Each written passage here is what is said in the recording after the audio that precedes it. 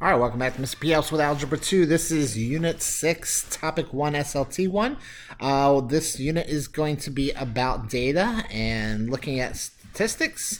And we start off with looking at a bar graph, making conclusions. There's a lot of conclusions we can make here.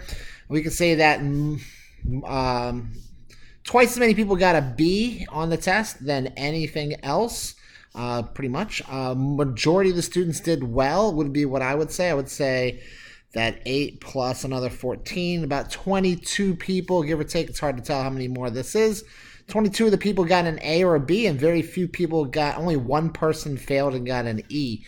So there's a lot of different conclusions. Conclusion just means like what you notice based upon when looking at the data. All right, so we're going to be looking at various different data distributions and what they're called. This is just an introduction to get you an idea of like what they are and identifying them. So this one is very normal. This is a normal distribution because it's the same on both sides. It's very symmetrical. This one's not symmetrical. It's more skewed on the, so it's also called skewed right, even though majority of the data is on the left. And this is skewed left because the tail goes to the left. It's skewed this way. This would be a uniform distribution because it's about the same all the way across. And this is a pretty subjective kind of question. It says the height of miniature poodles. So it depends on what your x and your y coordinates are. So if we're saying the height is this, and I don't know what the x variable would be in this case, height of miniature poodles. So different types of poodles, maybe all the different types of poodles. And I'm going to assume that they're all going to be about the same height. That's the reason why I would choose this one. Weight of a male student in a high school. So I'm going to say males usually weigh a little bit more. So I'm going to choose with B. Cost of tuition. College tuition. I'm going to say that's A because there's cheap colleges. There's majority of the colleges are about the same price. And then there's super expensive colleges as well. And the room temperature of a museum. Okay, so maybe these can go back and forth. Maybe there's more. It doesn't really matter. Room temperature in a museum should stay about pretty much the same. So that's another reason why as long as you can justify your answers, then your answers are acceptable. Which there's different ways that you could look at all of those.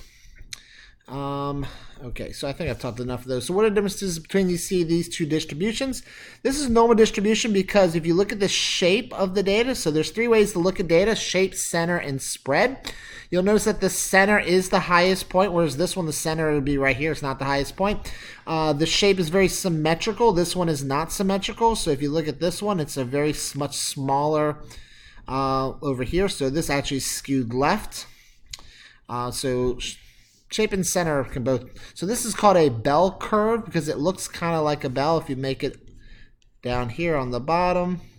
It kind of looks like a bell. It's got that shape of a bell. That's basically what it means. It's very symmetrical on both sides, whereas this one is not. So that's another characteristic of normal distribution. Normal distribution only has one peak. So this is normal distribution, but this has 1, 2, 3 peaks, and that we call trimodal. Normal distributions, the mean, the median, and the mode are always in the middle, whereas you can see here that one of them is not in the middle. So anytime you have like this right here, that's going to make the mean a little bit higher. If this was over here, then it would have made the mean a little bit lower than the median and the mean. So I pretty much have gone through all these notes. So I've talked about, these are all characteristics of normal distribution. So we talked about bell-shaped, talked about the fact that the median divides it evenly in half. So mean, median, mode are always in the middle. There's no outliers, so there's no numbers out here or out here that are like, don't really make sense. And mean, median, mode are all the same. Okay, so skewed left, as I mentioned before, skewed left, and I'm kind of hidden here now. Skewed left means that the tail goes to the left, which means that a majority of the data is on the right-hand side, whereas skewed right is when the tail is on the right-hand side. What I can say about this data is it looks like a normal distribution. So I can say that in that case, the mean, median, mode are all going to be in the middle. Subjective question. 100 NBA players. You're going to say a majority of them are pretty tall. There's very few shorter people in NBA because that would make it pretty tough to play the game.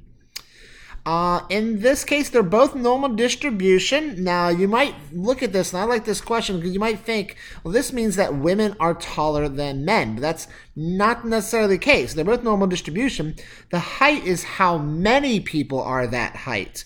So what happens is when you shrink a normal distribution, it ends up being taller because that makes there's more people in the middle. So if you let's say you survey the same amount of people, this is what's going to happen. So when you take that blue one and you squish it for the men, and that's just going to make it taller. So taller just means there's more people at that height. So the fact that it's further to the right means that the average male is taller than the average female.